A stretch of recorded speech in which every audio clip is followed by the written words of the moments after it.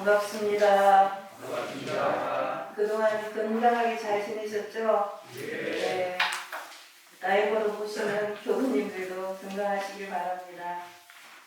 요즘은 정말 모든 사람들이 다 힘든 그런 세상인 것 같습니다. 병이 들면 어디로 가야 될까요? 병이 들면?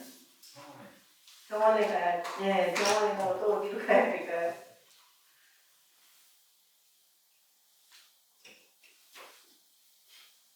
대종사님께서는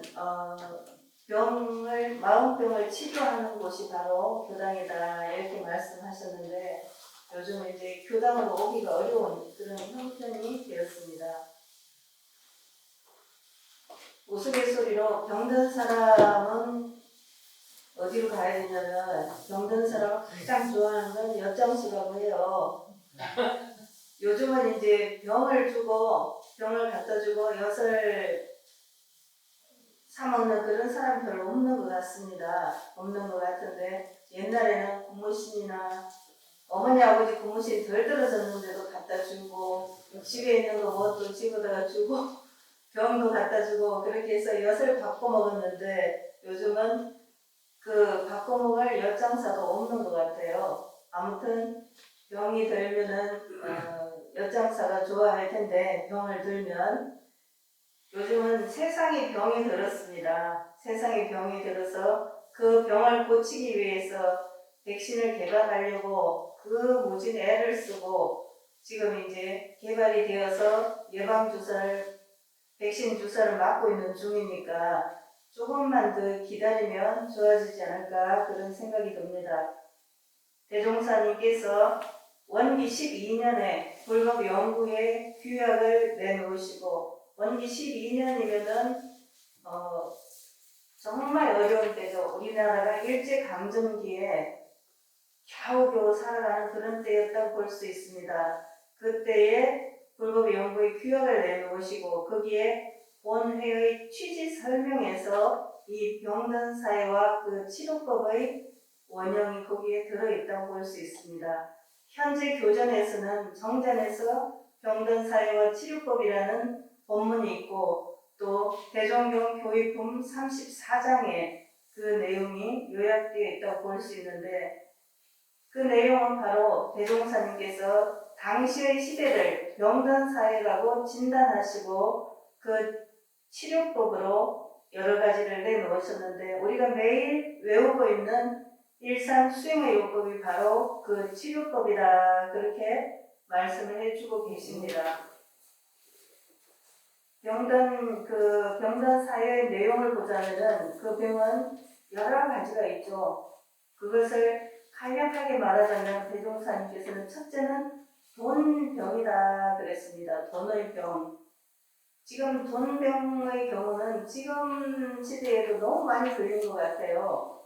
돈을 많이 번 사람은 많이 번 대로, 돈이 없는 사람은 없는 대로 돈병에 걸려서 수많은 문제를 일으키고 있습니다. 그 중에서 돈 때문에 생기는 병, 그것은 돈 때문에 친자식을 죽인다든지, 친부모를 죽인다든지, 친구를 죽인다든지, 아니면은 여러 사람을 못 살게 구는 일이 돈 때문에 많이 생기죠. 사실은 돈은 사람을 위해서 있는 것인데, 돈을 벌고자 사람을 해치는 그런 어리석은 생각을 가진 사람들이 들어있기 때문에 어려운 세상이라고 볼 수 있습니다. 이 돈병은 대종사님께서 그 당시에 우리나라에 돈이 얼마 있었겠어요? 거의 월급을 받는 사람도 별로 없고 그런 때에 돈병을 말씀하신 것은 당시에 그 회보 내용에 보면은 일본에서 보험금을 노려서 가족을 살해하는 그런 이야기가 회보에 실려 있어요. 그러니까 이미 그때부터 아니 그 전부터 그랬겠죠. 돈 때문에 문제가 생겼다는 것을 알고 계셨고 그걸 말씀하고 계십니다. 그래서 돈이 필요하다는 것을 알게 된 사람들이 예의와 염치로 다 없애버리고 돈을 벌기에 오직 매진하기 때문에 생기는 온갖 어려움들이 있습니다. 그래서 우리 대종사님께서는 무엇을 말씀하셨죠? 물질이 개벽되니 정신을 개벽하자 그렇게 말씀하시고 그 돈병을 극복할 수 있다고 제시를 해주고 계십니다. 돈이라는 것은 돌고 돌기 때문에 돈이라고 한답니다. 돈이 가만히 있으면 돌지 않기 때문에 돈이 아니죠. 그래서 금고에 넣어두거나 이렇게 하는 것은 문제가 있는 거죠. 중국에서 어느 부호가 뭐 돈이 2.5톤이 됐다고 하잖아요. 종이돈이. 그거 말고 다른 화폐도 엄청 많았을 텐데 결국 그 사람은 수많은 돈을 횡령했기 때문에 사형을 당했습니다. 그 돈에 대한 욕심 때문에 자신이 결국 자기 인생을 망치게 된 그런 경우라고 볼 수 있겠죠. 우리 대종사님은 돈을 나쁘다고 하지 않았습니다. 그리고 부자를 나쁘다고 하지 않았어요. 다만 돈 때문에 사람의 정신도 인도 정의도 다 팽개치는 그와 같은 것을 하지 말라 하는 말씀이셨지요. 우리 교도님들은 뭐 돈병은 이미 초월하신 걸로 생각이 됩니다. 두 번째는 원망하는 병이다 그랬습니다. 일상숭의 요법 5조에 보면 원망 생활을 감사 생활로 돌리자 이렇게 되어 있습니다. 대전의 성세 제하론이라고 그 제하론을 재작년에 그 제일변설 윤여홍님이 인수를 했어요. 그런데 그전에는 기독교 재단이었습니다. 그래서 그 제하론 안에 가보면은 기독교 장애인 학교, 뭐 시설이 한 6개 정도 있어요. 그런데 모두 기독교고 제가 일부러 한번 가봤더니 윤용님이 인수하고 나서도 그 교회가 그대로 있어요. 아주 대단히 큰 교회를 지어놓고 있는데 그 전체 다가 교회 재단이라고 볼 수 있죠. 그런데 이제 이분이 원불교인인데 그리고 원불교인이라도 이분은 굉장히 적극적이에요. 그래서 전주에 우석 고등학교 이런 데도 돌에다가 원망생활, 감사생활로 돌리자 이런 걸 많이 세워놓고 이게 교육활동가 그런 생각이 들게 해놨거든요. 그러니까 이제 그 성세 재활원도 그렇게 하고 있는 중이었어요. 그 중에서 돌에다가 원망생활을 감사생활로 돌리자 이렇게 써서 세워놨더니 그 장애인 부모들이 아니 그러면 우리 애들이 장애인이 말하자면 원망 덩어리라는 거냐 이래갖고 고발을 했어요. 고발을 해가지고 그것 때문에 상당히 어려움을 겪기도 했습니다. 그 학교에 근무하는 교장 선생님이 어느 날 유성 교당으로 왔습니다. 분명 그분은 그 전에 기독교에서 운영할 때는 제가 생각할 때는 교회에 나갔습니다. 그런데 교당에 오셔가지고 이제 이사장이 원불교인이 되니까 저도 이제 교당에 나올랍니다 이렇게 말씀을 하시더라고요. 그래서 제가 교장 선생님은 예전에 그 기독교 신앙을 하셨죠? 그랬더니 뭐 얼굴 물리면서 대답을 안 하시고 제가 옛날에 입교를 했어요 이렇게만 말씀을 하시는 거예요. 그래서 그러시다면 잘 됐다고 앞으로 원불교를 신앙하시게 되니까 잘 하시는데 그것 때문에 원망생활을 감사생활로 돌자는 돌 때문에 문제가 됐다면은 거기 뒤에다가 범사에 감사하라 이렇게 써놓으면 되겠네요. 그렇게 말씀드리니까 그분이 이제 별로 그 공감을 못 하시는 것 같아요. 왜냐하면 너무 시달려가지고 학부형들에게 시달려가지고 어려움이 있었던 것 같습니다. 원망 생활을 감사 생활로 돌리자 이 마음이 있다면은 세상에 원수질 사람도 없고 어려울 사람도 없을 겁니다. 우리 마음속에 남에게 은혜 베푼 것은 너무 기억이 잘 나죠. 너무 기억이 잘 나요. 그런데 남에게 은혜 입은 것은 기억이 잘 안 나요. 빚 받을 사람은 너무 기억이 잘 나는데 빚 갚을 사람은 기억이 잘 안 나가지고 내가 언제 그랬나? 이런 생각을 하게 되는 것이 이제 세상 인심이죠. 그래서 빚은 앉아서 주고 서서 받는다 그렇게 하는데 사실 서서라도 받을 수 있으면 다행이지만 못 받는 경우가 많죠. 그래서 우리 대종사님은 신교간 금전을 여수하지 말라 이렇게 계명을 주셔서 그 빚 때문에 서로 돈 잃고 사람 잃는 그런 일을 생기지 않도록 말씀을 해주고 계십니다. 다른 사람이 나에게 무언가를 주었다면 감사히 받고 나도 그것을 갚도록 노력하는 게 필요하죠. 물론 다 그 사람한테 갚지 않아도 돼요. 예를 들면은 제가 유사님한테 받았어요. 그러면 유사님한테 안 갚고 여타원님한테 갚아도 문제는 없어요. 그렇게 해도 되는데 우리는 그것이 잘 안 되기 때문에 원망하게 되고 미워하게 되고 결국은 서로 원수가 되는 그런 극단적인 경우까지 생기는 것이죠. 그래서 우리 원불교 신앙인이라면 대부분이 이 감사 생활을 잘 할 수 있으리라고 믿고, 우리 원봉님 그 밴드에 일기 쓴 거 지금 그 예고에도 넣어놨는데 그렇게 하루에 짧게라도 이렇게 마음을 기록해 나가면 나중에 본인의 인생에 좋은 자료가 될 거라 그렇게 생각이 됩니다. 그 이제 감사 일기를 그런 식으로 써도 좋고 그렇습니다. 지금 원남 지구에서 저녁 연불 정진을 하고 있는데 제가 이제 매일 올려드렸더니 약간 귀찮은가 봐요. 그래갖고 요 근래는 한 0명이 들어서 0명이. 그래서 제가 이건 안 하는 게 좋으신가 보다 하고 안 올렸습니다. 그런데 제가 그 프로그램 중에서 좋은 게 제일 뒤에 자기가 하루 종일 감사했던 것을 다 말씀을 하십니다. 부모님들이 돌아가면서 말씀하시고 교도님들은 그 댓글이나 이런 것에 그 감사한 내용을 적고 이렇게 하는 프로그램을 진행하고 있는데 저는 참 좋다 그런 생각이 듭니다. 세 번째는 의뢰의 병이다 그랬는데 예전에 우리들은 의뢰를 굉장히 많이 했던 것 같습니다. 그래서 다른 사람한테 부탁을 해서 살게 되는데 자력이 양성에도 보면은 의뢰해서 먹고 살다가 안 되면은 이제 같이 망하게 되는 그런 일이 생기는 거죠. 그래서 사업하는 사람들이 가족이 다 거기에 함께 일을 할 경우에 하나가 잘못되면 전부 다 줄줄이 엮여서 도산이 되는 그런 문제가 생기는 경우도 종종 있죠. 특히 여성들의 경우에 과거에는 남자에게 의지해서 사는 경우가 많았어요. 그런데 지금은 점점 여성들이 자력이 많이 생긴 것 같아요. 그래서 의지하지 않고 자력으로 사는 경우가 많아졌는데 그럼 남자는 어떠냐? 남자들이 젊을 때는 돈을 잘 벌고 그러니까 인기가 좋아요. 그런데 나이 들어서 약간 가족에게 조금 가족이 덜 좋아하는 경우는 나이 들어서 벌이도 없으면서 물론 옛날에 많이 벌어놨지만 매일매일 자기가 안 하고 뭘 시키는 거예요. 물 좀 갖다 줘.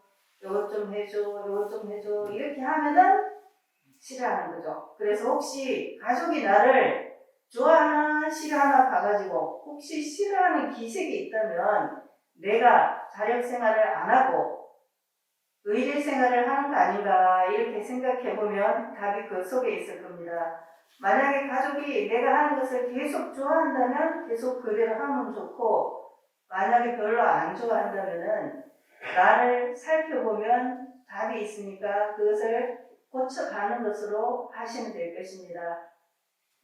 지금 이제 사회복지제도를 잘 하고 있기 때문에 복지병이 생긴다고 합니다. 그래서 미국에서도 국가 재난지원금을 받는 돈이 자기가 일해서 버는 돈보다 많은 사람들도 생겨나죠. 그러니까 일하러 나가기 힘들게 일을 하는데 돈은 조금 벌고 실업급여를 타면은 별로 그냥 놀아도 돈이 나오고 그렇기 때문에 복지병이 생기는 그런 문제가 생기기도 하는데 우리나라도 사회복지제도가 점점 좋아지고 있어요. 그래서 많은 사람들이 복지 혜택을 받고 있는데 그 혜택을 받으면서 어쩌면은 자력을 잃게 되는 문제가 생기지 않을까 걱정하는 경우도 있습니다. 나이가 들어서 자력이 없을 때 내가 어떻게 할까 잘 생각을 해보고 의뢰하지 않고 자력으로 살 수 있는 방안을 각자가 만들어 나가야 되겠습니다.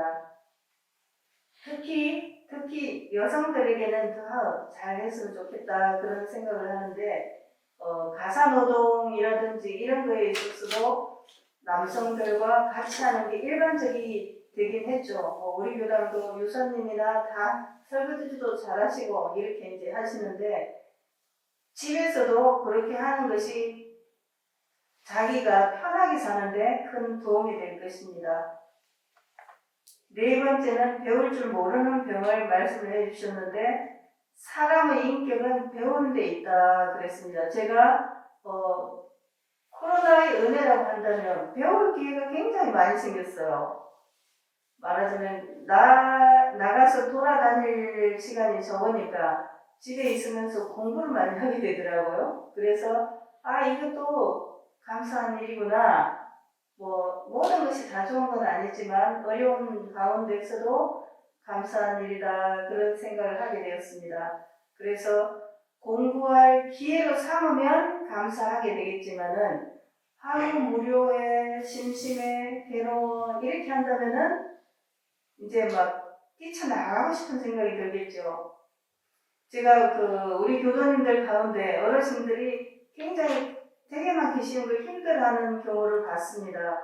그분들이 일주일에 한 번씩 교단 오시는 것이 나들이기도 하고 말하자면 여러 사람을 만날 수 있는 유일한 기회인 경우도 들어있더라고요. 그런 분들이 못 오시니까 너무 답답하고 힘들어하시고 하는 것을 뵀습니다. 그래서 우리 교도님들이 좀 활발하게 만날 수 있는 그런 날이 빨리 오기를 바라고 잘 배우는 것은 아무리 지식이 많은 사람이라도 배울 수가 있습니다. 여든 어른도 3살 아이에게도 배울 것이 있다 하셨는데 그와 같은 것을 잘 생각해 본다면은 배우려는 마음만 있으면 언제든지 어디서든지 누구한테든지 배울 수가 있을 것입니다. 3인 행위면 필요하사라 그랬습니다. 3사람이 길을 간다면은 반드시 그 중에 내 스승이 있다 그런 말씀인데 그것은 배우려는 마음이 있는 사람에게는 스승이 있겠죠. 배우려는 마음이 없다면은 아무리 훌륭한 사람하고 같이 간다 해도 스승이 아니게 될 것입니다. 5번째는 가르칠 줄 모르는 병이다 그랬습니다. 이제 가르칠 줄 모르는 병은 어떤 사람은 잘 가르치는 우리 도사님 같은 경우는 잘 가르치는 것을 참 잘하시는 분이세요. 다른 사람을 잘 가르치고 잘 지도하고 이런 걸 잘 하시는데 또 어떤 사람은 가르치는 걸 부끄러워하고 어색해하고 그래서 잘 안 하는 분이 있어요. 만약에 내가 우리 해산 전동성님이 바느질을 잘해요. 그러면은 바느질 하는 법을 배우러 오는 사람이 있다면은 즐겁게 가르치겠죠. 가르쳐 줄 거예요. 이렇게 해라. 너무 쉬운 건데도 못하는 경우가 가끔 있어요. 그러면은 예를 들어서 오는 사람을 가르치는 것은 조금 소극적인 거고, 내가 배울 사람 이리 와봐 해서 가르쳐 주는 거는 적극적인 그런 태도라고 볼 수 있겠죠. 우리가 배울 마음이 있는 사람은 가르칠 마음도 있더라고요. 그러니까 배우는 것과 가르치는 것은 이 손등과 손바닥하고 같이 붙어있는 그런 거라고 볼 수 있습니다. 잘 가르치는 공부와 잘 배우는 공부 두 가지가 다 우리가 해야 할 중요한 것이라고 볼 수 있겠습니다. 물론 이것은 지식뿐만 아니라 대종사님께서 우리 교단은 뭐하는 곳이라고 말씀하시면 좋겠습니까? 하고 여쭤보니까 마음 작용하는 법을 가르치고 배우는 곳이라고 해라 그러셨습니다. 마음 작용하는 법을 가르치고 배우는 곳이다 그렇게 말씀을 해주고 계십니다. 수심결에도 보면 마음이 어디 있냐 이렇게 물었을 때 답이 작용하는 데 있습니다. 이게 답이죠. 마음이 가는 데 있는 거죠. 만약에 내가 마음을 저 밴드라이브가 잘 안 되네 지금 뭉쳐갖고 밴드라이브가 잘 안 돼 하고 걱정을 하고 있다면 제 마음이 거기 가 있습니다. 그런데 제 마음을 탁 비워버리면 아무도 제 마음을 찾을 수가 없어요. 보통은 우리가 마음을 어디다가 두죠. 저 예쁜 여성에게도 두기도 하고 멋진 남자에게도 두기도 하고 많은 돈에 두기도 하고 마음을 어딘가에 두죠. 그러면 다른 사람이 내 마음 두는 곳을 알아요. 우리가 젊었을 때 생각해 보시면 어떤 남자에게 어떤 여자에게 마음이 가 있으면 그 사람이 내 마음을 다 눈치채죠. 그래서 내가 말하지 않아도 다 알게 돼요. 뭐 경상도 남자가 내 마음 알지? 이렇게 한다는데 그냥 그 말 하지 않아도 사실은 눈빛만 봐도 알게 되는 거죠. 마음이 가는 곳이 있다면. 근데 마음을 아무에게도 안 주면은 그 마음은 들키지 않게 될 것입니다. 6번째, 공익심 없는 병은 지금 사람들에게 너무나 필요한 것 같아요. 예를 들면 작년 광복절 집회에서 수많은 확진자가 많이 나왔는데 내일 또 3.1절에 집회를 한다고 해요. 그래서 또 확진자가 많아질까 봐 걱정이 됩니다. 그러면은 우리들이 오랫동안 고통을 함께 겪어야 되는데 그 고통을 겪는 것을 그분들도 다 알아요. 아는데도 불구하고 자기의 어떤 목적을 달성하기 위해서 그 일을 한다면은 참으로 나쁜 사람이죠. 참으로 공익심이 없는 사람이죠. 이제 우리 교도님들은 공익심이 많으시기 때문에 제도와 질서를 잘 지키는 것을 잘 하시는데 그렇지 않은 사람들도 많이 있습니다. 지금 그 병든 사회를 생각할 때 원망병, 돈병, 이기병, 의뢰하는 병, 잘 배울 줄 모르는 병, 가르칠 줄 모르는 병, 공익심 없는 병, 그런 병들이 많이 있는데 그 병이 나하고는 관계가 없다 이렇게 생각한다면은 내가 무언가 하려고 하는 노력을 하지 않을 거예요. 그런데 그 병들이 나에게도 있다 그러면 하겠죠. 만약에 내가 몸에 어떤 병이 생겼다 그런다면 그 병을 고치기 위해서 온갖 가지 노력을 다 하겠죠. 좋은 의사도 찾아보고 또 유튜브도 찾아보고 자료도 찾아보고 병 걸렸던 사람한테 물어보기도 하면서 그 병을 고치려고 애를 쓸 텐데 그 병이 있는 줄 몰랐다면 안 되는 거죠. 지난주 토요일 날 그 동기 교모님한테 이제 전화가 왔습니다. 좀 교당에 근무하시는 중인데 너무 위중해서 원병원에 입원을 하셨다 그래요. 원병원이 호스피스 병원이거든요. 그러면은 거기에 들어갔다면은 이제 한 가지밖에 없는 거예요. 시간이 조금 걸릴지라도 언제든지 금방 돌아가시겠구나 이렇게 생각할 수 있는 그런 병원이에요. 그래서 제가 토요일이라 가지는 못하고 전화를 했더니 목소리도 싱싱해요. 싱싱하고 그냥 이런저런 이야기하면서 죽지 않아요. 병으로 죽지 않고 명이 다 있답니다. 제가 그렇게 위로를 했는데 제 전화 끊고 조금 후에 바로 혼수 상태가 온 거예요. 그래가지고 일요일날 하루 산소호흡기에 의지하다가 월요일날 새벽 5시에 가버린 거예요. 그러니까 제가 일요일날 끝나고 이제 일을 대충 처리하고 또 월요일날 청소 오니까 그거 정리하고 가야지 이렇게 했는데 그새 돌아가시 버린 거예요. 저하고 전화 통화한 것이 사람들과 통화한 마지막이 된 거예요. 근데 이제 그 교무님이 그 스와질랜드의 수진 교무님을 되게 좋아해요. 그래서 수진 교무님하고 카카오톡으로 전화 통화를 해드리게 하려고 제가 애를 썼는데 연결이 안 됐어요. 그래서 할 수 없이 그 통화를 못하고 가셔버렸는데 우리가 이제 동기들이 다 모였어요. 우리 동기들이니까 다 모여가지고 이런저런 이야기를 하면서 보니까 그동안에 아픈 사람들이 꽤 있더라고요. 그러면서 다들 하는 말이 이제는 아플 날밖에 없다는 거예요.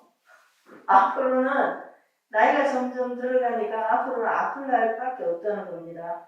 이제 제가 그 동기 중에서 막내이니까 다들 10살 정도 많은 분들이 많아요. 그러니까 퇴임하신 분도 있고 퇴임하실 분도 있고 그러는데 몸이 점점 아파온다는 거예요. 그러면 이분들이 몸에 병이 있다는 걸 알기 때문에 조심하고 그래요. 103살이지만 강의를 열심히 하고 있는 김형석 교수도 어릴 때는 제발 조금 살아만 줬으면 그런 건강 상태였다고 하잖아요. 그런데 지금까지 살고 계세요.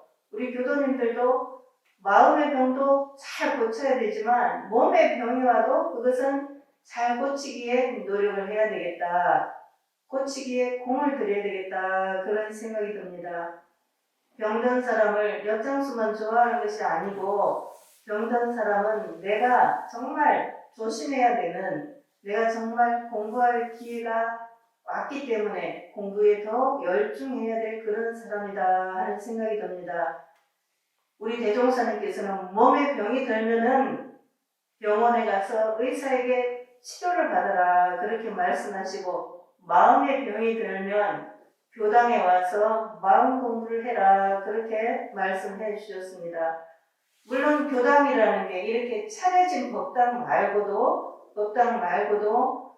많은 사람들이 공부하는 곳이면 그곳이 교당일 수 있습니다. 우리 교도님들께서 코로나로 모이지 못하지만은 계시는 곳에서 몸과 마음의 병을 잘 치료하시고 건강하게 잘 지내시길 바랍니다. 그래서 코로나가 빨리 끝나서 얼른 모여서 재미있게 법회도 보고 맛있는 음식도 나눠 먹고 그런 세상이 빨리 오기를 간절히 염원드리고, 그러기 위해서 우리가 함께 힘을 모아야 되겠습니다. 고맙습니다. 감사합니다.